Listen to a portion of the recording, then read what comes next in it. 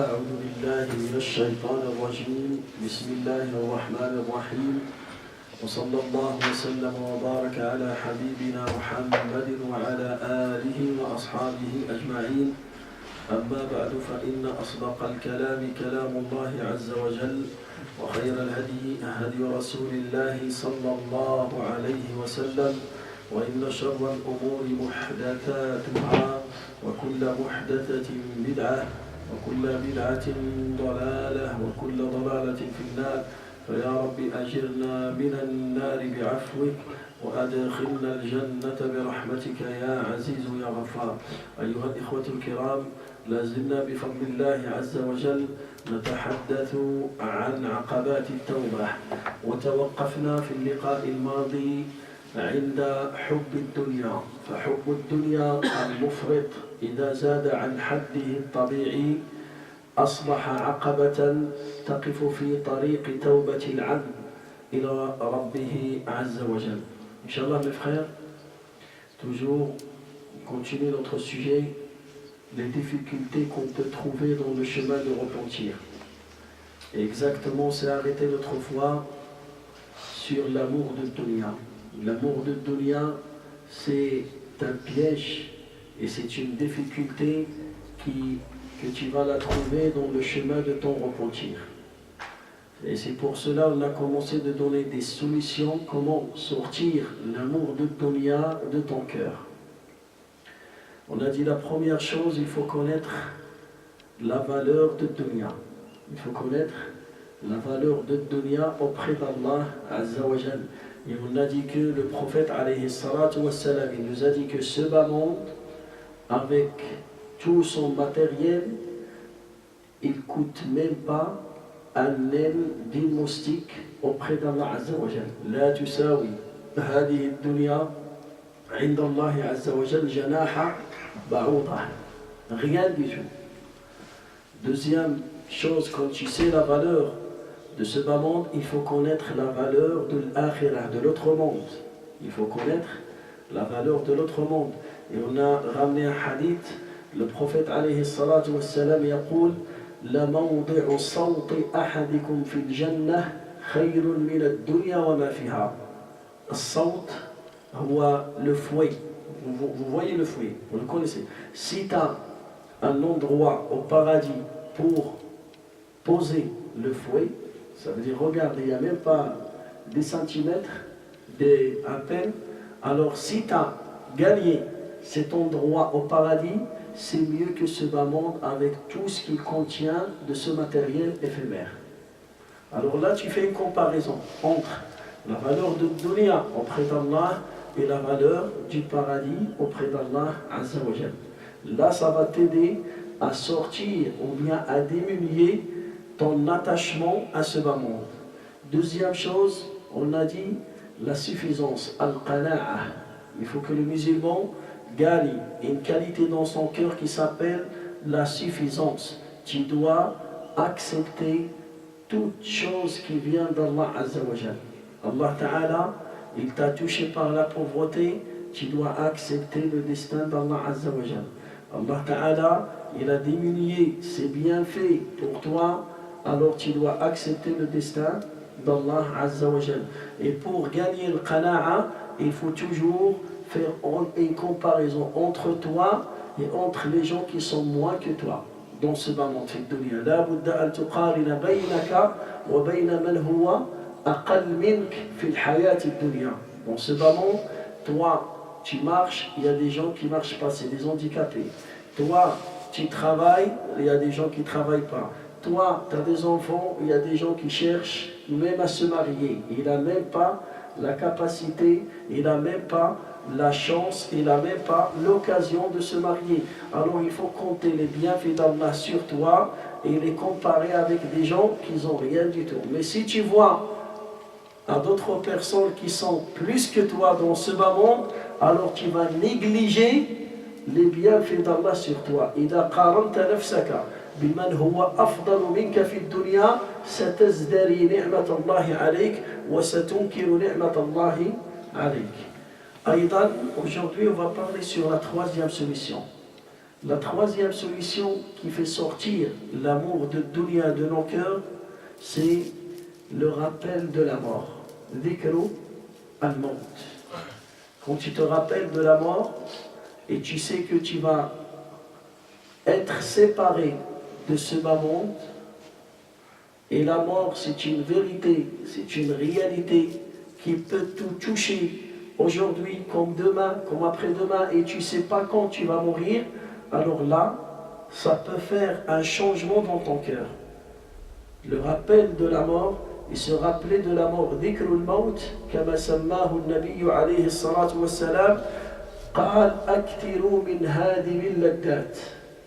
Le destructeur des plaisirs. C'est celui qui casse le plaisir. Le casseur du plaisir.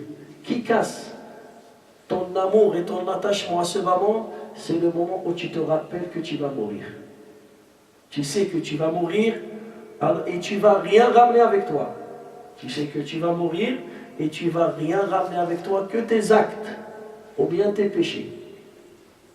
Tes actes ou tes péchés. فلذلك يقول الله عز وجل يذكرنا بهذه الحقيقة ويقول لنا كل نفس ذائقة الموت وإنما توفون أجوركم يوم القيامة فمن زحزح عن النار وأدخل الجنة فقد فاز وما الحياة الدنيا إلا متاع الغرور. Notre Dieu, il nous dit dans le Coran, dans un verset coranique, il nous dit chaque âme va goûter la mort. Et le jour de la résurrection, il y a la récompense. Soit des hasanat, des œuvres, soit des péchés. Chacun, il va trouver son dossier près de lui. وَكُلَّ إِنسَانٍ أَلْزَمْنَاهُ طَائِرَهُ فِي عُنُقِهِ وَنُخْرِجُ لَهُ يَوْمَ الْقِيَامَةِ كِتَابًا يَلْقَاهُ مَنْشُورًا اقْرَأْ كِتَابَكَ كَفَى بِنَفْسِكَ الْيَوْمَ عَلَيْكَ حَسِيبًا. Le jour de la résurrection, chacun tient son cahier. Ton cahier il est attaché à ton cou. Là, attaché. Et tu vas le lire tout seul. Et tu vas témoigner sur toi-même. Il n'y a personne qui va témoigner pour toi ou bien contre toi. C'est toi qui vas témoigner. Tes mains, ils vont témoigner pour ou contre toi. Tes yeux, ils vont témoigner pour ou contre toi. Tes pieds, Allah Ta'ala yaqul fi surati Yasin, yawma nakhtimu ala afwahihim wa tukallimuna aydihim wa tashhadu arjuluhum bima kanu yaksibun. Le jour de la résurrection, il y en a certaines personnes qui veulent pas reconnaître leurs fautes et leurs péchés. Allah Ta'ala, il va lui dire, t'as volé? Il va dire, non, j'ai pas volé. T'as fait l'injustice à telle personne, tu l'as tapé avec tes mains? Il va dire, non. T'as fréquenté cet endroit avec tes pieds? Il va dire, non. Alors, qu'est-ce qui va se passer? Il va lui demander, on va ramener des témoins. Le serviteur d'Allah Azza wa Jalla, il demande des témoins, ramène des témoins. Moi, j'ai pas fait. T'as pas fait? Non. Sa bouche, il sera fermée. Et qui va parler? Ses mains, ils vont parler. Oui, j'ai volé à tel jour, à tel endroit, et j'ai volé telle chose. Ses pieds, ils vont parler. Oui, j'ai fréquenté tel endroit, et j'ai fréquenté tel endroit, et j'ai fréquenté tel endroit. Jusqu'à ce que chaque membre de son corps, il va témoigner. S'il a mangé le haram, son ventre, il va parler, il va dire oui, j'ai bu de l'alcool à tel jour, à tel jour. J'ai mangé le haram à tel jour, à tel jour. Ses yeux, ils vont parler. Et lui, qu'est-ce qu'il va dire? Allah Ta'ala yaqussu alayna hadhihi al-qissa wa qala wa qalu li juludihim lima shahidtum alayna. Wa qalu li juludihim lima shahidtum alayna. Ces gens-là, à la fin, ils vont dire à leurs mains, à leurs pieds, pourquoi vous avez témoigné contre moi? قالوا أنطقنا الله الذي أنطق كل شيء. C'est Allah qui nous a fait parler. C'est Allah qui nous a fait parler. Parce que lui, il était en train de mentir pour défendre ses membres, pour les préserver du châtiment du feu. Mais Allah Azza wa Jalla, il va fermer sa bouche et chaque membre, il va témoigner contre lui et lui à la fin il va dire mais subhanallah, moi j'ai fait tout ça pour vous préserver. Et ils vont dire c'est Allah qui nous a fait parler. Antaqanallahu alladhi antaqa kulla shay. Alors le musulman qui se rappelle de la mort, et il se rappelle qu'après la mort, il y a un jugement. Il y a un vrai jugement. Le juge, c'est Allah Azza wa Jal. Et les témoins, c'est tes membres. Ton ventre, tes mains, tes yeux, ton cerveau, ta tête, tes pieds, ils vont témoigner pour ou contre toi. Tout est filmé, tout est écrit. Alors qu'est-ce que tu vas faire? Est-ce que ton cœur il sera toujours attaché à ce bas monde, ou bien tu commences à réfléchir et tu commences à sortir l'amour de dunya de ton cœur et tu commences à se rappeler de la vérité. La vérité qui est claire, c'est la mort. C'est une vérité qui est claire. فلذلك العلماء رحمهم الله سموا الموت فتنة. قالوا la mort c'est une tentation, c'est une fitna. Wallahu ta'ala sammaha musibah. Allah ta'ala, il nous a dit que la mort c'est une catastrophe. Musiba. Allah ta'ala yaqul fa asabatkum musibatu al-maut. Pourquoi c'est une catastrophe? Parce que la mort, il va te séparer de tes biens-aimés. Tu aimes l'argent, tu vas le laisser derrière toi. Tu aimes ta femme, tu vas la laisser derrière toi. Tu aimes tes enfants, tu vas les laisser derrière toi. Tu aimes ta maison, tu vas la laisser derrière toi. Tu aimes ton pays, tu vas le laisser derrière toi. Tu aimes tes parents, tu vas les laisser derrière toi. Alors il n'y a aucune personne qui peut t'aider parmi tes amis, ni parmi ta famille. Il n'y a personne qui peut t'aider. Allah Ta'ala il nous raconte cette histoire, le rassemblement de la famille au moment de la mort de quelqu'un. Le père, la mère, l'oncle, le fils, la femme, il est en train de mourir. Et toute sa famille, ils l'encerclent, ils sont là. Ils sont en train de regarder qu'il est en train de souffrir, qu'il est en train de mourir. Mais il n'y a personne qui peut l'aider. Il n'y a personne qui peut l'aider.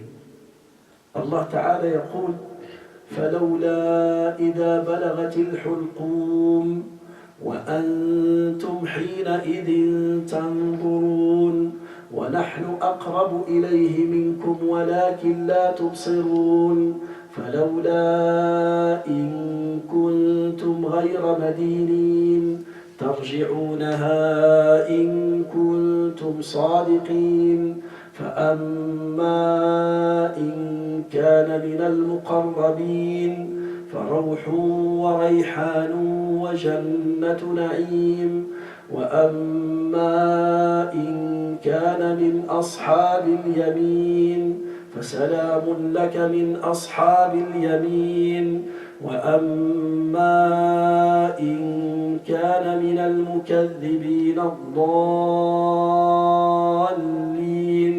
فنزل من حميم وتصلية جحيم إن هذا لهو حق اليقين فسبح باسم ربك العظيم. Allah Ta'ala il nous raconte ce rassemblement de toute la famille. Les enfants ils sont là, le médecin il est là, les infirmiers ils sont là, les produits ils sont là, les appareils sont là, les machines. Alors il n'y a personne qui peut l'aider. Chaque personne il veut l'aider, mais il ne pourra pas l'aider. Il ne pourra pas. Maintenant, cette personne-là, elle est en train de voir les anges, elle est en train de voir l'ange de la mort. Il le voit. À ce moment-là, il voit l'ange de la mort. Et il voit les anges du paradis, ou bien il voit les anges de miséricorde, ou bien il voit les anges de châtiment. Devant lui, il n'y a personne qui voit ça, que lui. L'ange de la mort, il est face à lui. Il attend l'heure qui était fixée pour tirer son âme. Il est à côté de lui. Et il ne peut pas s'exprimer. Il ne peut pas dire que je vois l'ange de la mort. Alors à ce moment-là, il y a une grande tentation qui va se passer. À ce moment-là, au moment de la mort, sakarat al-maut, là, il faut savoir que le diable, il ne va pas te lâcher. À ce moment-là, L'ange de la mort, il est là-bas, tu le vois, et le diable, il est à côté de toi. Il est en train de te faire rappeler et de réveiller l'attachement et l'amour de dunya dans ton cœur. Il va te dire, tu vas où? Tiens, comme ça. Tu vas laisser ta femme, tu vas laisser tes enfants, tu vas laisser ta ferme, tu vas laisser des terrains, tu vas laisser ta voiture, tu vas laisser. Pourquoi? Pour t'écarter du rappel d'Allah Azza wa Jalla. Il veut que tu oublies Allah dans ce moment. Il veut réveiller l'amour de dunya dans ton cœur pour que tu détestes mourir, pour que tu détestes la rencontre avec Allah Azza wa Jalla. والنبي عليه الصلاة والسلام يقول من أحب لقاء الله أحب الله لقاءه ومن كره لقاء الله كره الله لقاءه. Le prophète عليه الصلاة والسلام il nous dit, celui qui aime se rencontrer avec Allah dans ce moment-là, Allah il aime se rencontrer avec lui. Et celui qui déteste se rencontrer avec Allah, Allah il déteste se rencontrer avec lui. Alors Shaitan il est là, il va essayer de réveiller l'amour de dunya dans ton cœur. Tu vas laisser tes filles, si sont encore petites, qui va subvenir à leurs besoins, qui va les aider. Tu vas laisser ton fils, il n'est pas marié encore. Alors, et tu meurs et tu es triste. Tu as une tristesse dans ton cœur. Et ça montre que toujours ton cœur est attaché à ce bas-monde. Tu ne veux pas quitter ce bas-monde. C'est pour cela le prophète, alayhi salatu wassalam, le jour de son décès, le jour du décès du prophète, alayhi salatu wassalam, il y avait l'ange Gabriel, Jibril, alayhi salam, il est venu lui proposer une proposition de la part d'Allah. Ya'ridu alayhi 'ardan min Allah ta'ala. فقال له يا محمد إن الله تعالى يخيرك بين أن تموت وتنتقل إليه وبين أن تعيش ما شئت ثم تموت. L'ange de la mort, l'ange Gabriel, il est venu voir le Nabi sallallahu alayhi wa sallam. Il lui dit, écoute, ya Rasulallah, Allah Ta'ala, il te dit, il te propose, si tu veux vivre encore, demande un délai. Choisis, fixe un délai. Tu veux 1000 ans, tu veux 2 siècles, 3 siècles, 4 siècles, 14 siècles, mais tu vas mourir. Ou bien, tu meurs maintenant pour se rencontrer avec lui. Et qu'est-ce qu'il a choisi le professeur sallallahu alayhi wa sallam? Je veux me rencontrer avec Allah, je veux me rencontrer avec Allah Azza wa Jalla. Il sait, même s'il va vivre, à la fin c'est quoi?